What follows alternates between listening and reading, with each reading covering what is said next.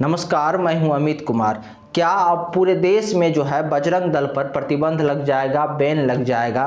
दरअसल याद कीजिए, कर्नाटक के जो विधानसभा चुनाव का जब कांग्रेस ने मैनिफेस्टो जारी किया था तो उसमें उन्होंने कहा था कि अगर कर्नाटक विधानसभा चुनाव में कांग्रेस जीत जाती है, कर्नाटक में कांग्रेस की सरकार बनती है, तो वो कांग्रेस जो है कर्नाटक में बजरंग दल को पूर्ण रूप से प्रतिबंधित कर देगी। और अभी देखिए, कर्नाटक जो 224 विधानसभा सीट के लिए जब वोट पड़े, अभी उनके नतीजे आने बाकी है, लेकिन जितने भी एग्जिट पोल हैं, तमाम एग्जिट पोल में यही चीजें सामने निकल के आ रही है कि कर्नाटक में कांग्रेस की सरकार बन रही है। अर्थात आप समझिए, यहाँ पे कांग्रेस ने कर्नाटक में जो एक प्रयोग किया, इसमें वो कहीं ना कहीं सफल होते दिख रहे हैं। और हमारे देश में राजनीतिक में जब भी कोई प्रयोग किया जाता है और राजनीतिक पार्टी को उन प्रयोग में सफलता नजर आती है और वो उसमें सफल हो जाते हैं, तो याद कीजिए कि सत्ता में बने रहने के लिए वो उन प्रयोगों को और अधिक बढ़ावा दिया जाता है। अब देखिए, कर्नाटक में जो है ये प्रयोग को जो है कांग्रेस का सफल हुआ। कांग्रेस को इससे बजरंग दल के बैन करने को जो अपने चुनावी मैनिफेस्टो में उन्होंने शामिल किया, इससे उनको कर्नाटक में किसी भी प्रकार का नुकसान नहीं हुआ। इसके अलग जो है उसको लाभ हुआ। लाभ ये हुआ कि तमाम जो मुस्लिम वोटर है वो धर्म के नाम पर संगठित हो गए और एक मुश्त जो है कांग्रेस को वोट किए। और एक मुश्त जब मुस्लिम वोटर संगठित होकर कांग्रेस को वोट किए तो कर्नाटक विधानसभा चुनाव कांग्रेस जीतती हुई नजर आ रही है। तमाम एग्जिट पोल का दावा है कि कांग्रेस की सरकार इस बार कर्नाटक में बन रही है। अर्थात कांग्रेस का जो परीक्षण है वो जो है कर्नाटक में सफल हुआ। अब ये परीक्षण पूरे देश में, इस बात का लोगों को, कुछ लोगों को आशंका है जो अब ये परीक्षण जो है पूरे देश में कांग्रेस करेगी। और कर्नाटक विधानसभा चुनाव के घोषणा के बाद कांग्रेस जो है अब दूसरे राज्यों में, जब देखिए इसी साल राजस्थान में चुनाव होने वाले हैं, इसके अलावा जो है मध्य प्रदेश में चुनाव होने वाले हैं, उन जगहों पर भी इस प्रकार के प्रयोग करेगी और उन जगहों पर भी कांग्रेस कहेंगे कि जो है हम बजरंग दल को प्रतिबंधित करेंगे, बजरंग दल को बैन करेंगे अगर हम सरकार में आए। और धीरे धीरे जो है ये बात पूरे देश में फैलेगा और पूरे देश में जो है 2024 के लोकसभा चुनाव आते आते हो सकता है 2024 के लोकसभा चुनाव के मैनिफेस्टो में ये कांग्रेस शामिल कर ले अपने मैनिफेस्टो में कि अगर हमारी सरकार बनती है तो हम जो है पूरे देश में बजरंग दल को बैन कर देंगे। इससे कांग्रेस को लाभ होगा कर्नाटक के तरह ही। कर्नाटक में जिस प्रकार से मुस्लिम वोटर एक साथ एक मुस्त संगठित होकर कांग्रेस की तरफ मूव कर गए, कांग्रेस को वोट दिया बजरंग दल को बैन के नाम पर, इसी प्रकार से अगर सोचिए कांग्रेस को इसमें अपना लाभ दिख गया और पूरे देश में जो है मुस्लिम वोटर अगर इन मुद्दों पर संगठित होकर कांग्रेस को वोट देने लगा, तो समझ लीजिए कि कांग्रेस जो है इसके जरिए जो है अपनी पुरानी स्थिति, जैसे वो 2004 में या 2009 में या उससे पहले, जो क्योंकि मुस्लिम वोटर कांग्रेस की परंपरागत वोटर थी और यही वोटर जो है अब जो छिटक गई कांग्रेस से, इसलिए आप देखिए यूपी जैसे राज्यों में, बिहार जैसे राज्यों में भी जो है कांग्रेस की स्थिति कमजोर हो गई। क्यों हो गई? क्योंकि यहाँ जो मुस्लिम वोटर थे वो कांग्रेस से अलग होकर जो है ये दूसरे पार्टी में चले गए। यहाँ पे जो है मुस्लिम वोटर जो है अब लालू यादव के साथ चले गए। अगर आप उत्तर प्रदेश में देखिए तो मायावती और अखिलेश यादव के साथ चले गए।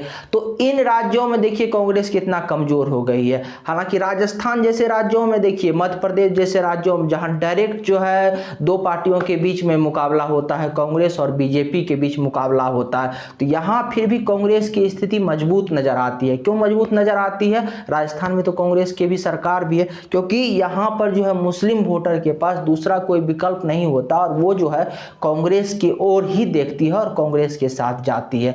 तो कुल मिलाकर देख लीजिए तो अब पूरे देश में जो है कांग्रेस, कर्नाटक के प्रयोगशाला में जो कांग्रेस ने एक परीक्षण किया और इस परीक्षण में वो सफल होते हुए नजर आ रहे, अब वो ये परीक्षण पूरे देश में करेंगे और कहीं ना कहीं इसके जरिए अपनी जो है स्थिति मजबूत करने की कोशिश करेंगे। और 2024 के लोकसभा चुनाव में भी वो इस प्रकार के वादे कर सकते हैं। और कांग्रेस के अलावा दूसरे राजनीतिक पार्टी भी है मुस्लिम वोटर को अपने ओर लुभाने के लिए, और क्योंकि अभी तक कांग्रेस को जो है इस पर से कोई नुकसान नहीं हुआ, इसीलिए ये घोषणा कर सकती है कि जो है अगर हमारी सत्ता आई, हम सरकार में आएंगे तो जो है पूर्ण रूप से जो है हम जो है बजरंग दल को प्रतिबंधित करेंगे, बजरंग दल को बैन करेंगे। इससे पूरे के तौर पर देखिए तो नुकसान किसको होगा? नुकसान होगा भारतीय जनता पार्टी को, नुकसान होगा बीजेपी को।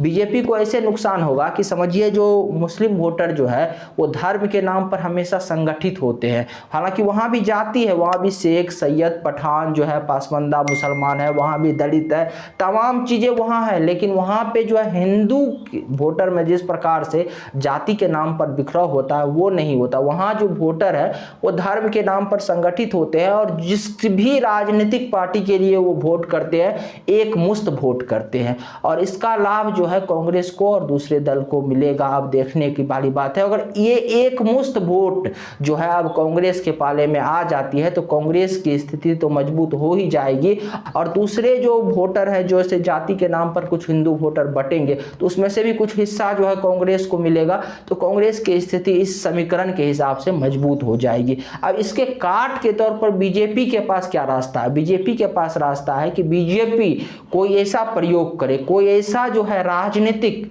जो है बाण छोड़े जिससे जो है तमाम हिंदू वोटर जो है फिर एक बार संगठित हो जाए और 2014-2019 जैसा जो है हिंदू धर्म के नाम पर संगठित होकर जो है पूरा एक साथ बीजेपी के साथ जुड़ जाए। और इसके लिए बीजेपी के पास अब एक ही रास्ता है, ये काट है। अगर बीजेपी जो है यूनिफॉर्म सिविल कोड यानी समान नागरिक संहिता, जिसका काफ़ी दिनों से देश में चर्चा भी हो रहा है, जिसका पक्ष और विपक्ष दोनों पहलू, अगर यूनिफॉर्म सिविल कोड पूरे देश में भारतीय जनता पार्टी लागू करने की घोषणा कर देती है 2024 के लोकसभा चुनाव से पहले, तो फिर एक माहौल बन जाएगा और माहौल ऐसा तैयार हो जाएगा कि जो है इसके समर्थन में जो है देश के बहुत बड़ी आबादी आ जाएगी, और इसके समर्थन में आने के कारण जो धर्म के नाम पर वोटों का जो एक ध्रुवीकरण होगा और धर्म के नाम पर जो हिंदू वोटर संगठित होंगे तो फिर उसका काट हो जाएगा। अगर वहां मुस्लिम वोटर धर्म के नाम पर संगठित होंगे तो यहां जो है धर्म के नाम पर हिंदू वोटर भी संगठित होंगे, और जब हिंदू वोटर धर्म के नाम पर जितना संगठित होगा भारतीय जनता पार्टी को उतना लाभ मिलेगी। और बहुत दिनों से देश में जो है यूनिफॉर्म सिविल कोड की मांग भी हो रही है। बीजेपी के जहां जहां राज्य सरकार है ऐसे कई राज्यों ने अपने यहाँ यूनिफॉर्म सिविल कोड लागू भी कर दिया और कई राज्य करने की तैयारी भी कर रहे। ऐसे में बीजेपी जो है हो सकता है कि 2024 के लोकसभा चुनाव से पहले जो है यूनिफॉर्म सिविल कोड पूरे देश में लागू कर दे, और ऐसा करने के बाद जो है फिर हिंदू वोटर संगठित होगा। और जिस प्रकार से जो है बजरंग दल पर बैन के नाम पर कर्नाटक में मुस्लिम वोटर संगठित हुआ, ठीक इसी प्रकार से यूनिफॉर्म सिविल कोड के नाम पर जो है पूरे देश में हिंदू वोटर संगठित होगा, और इससे बीजेपी की स्थिति पूरे देश में मजबूत होगी और बीजेपी जो है एक बार 2024 में फिर सत्ता में आ सकती है। लेकिन इसके जो है काट जो है ढूंढना पड़ेगा। जिस प्रकार से कांग्रेस ने अपने जो है एक काट ढूंढ लिया, अपने प्रयोगशाला में एक जो है परीक्षण करके जो है एक शस्त्र तैयार कर लिया, राजनीतिक शस्त्र तैयार कर लिया कि किस प्रकार से जो है चुनाव में अपनी स्थिति को मजबूत की जा सकती है। ठीक इसी प्रकार से एक नया शस्त्र जो है अब बीजेपी को भी ढूंढना पड़ेगा कि हिंदू वोटर को किस प्रकार से संगठित किया जा सकता है। अगर आपको हमारी जानकारी अच्छी लगी तो चैनल को सब्सक्राइब कीजिए, वीडियो को शेयर कीजिए। नमस्कार, धन्यवाद।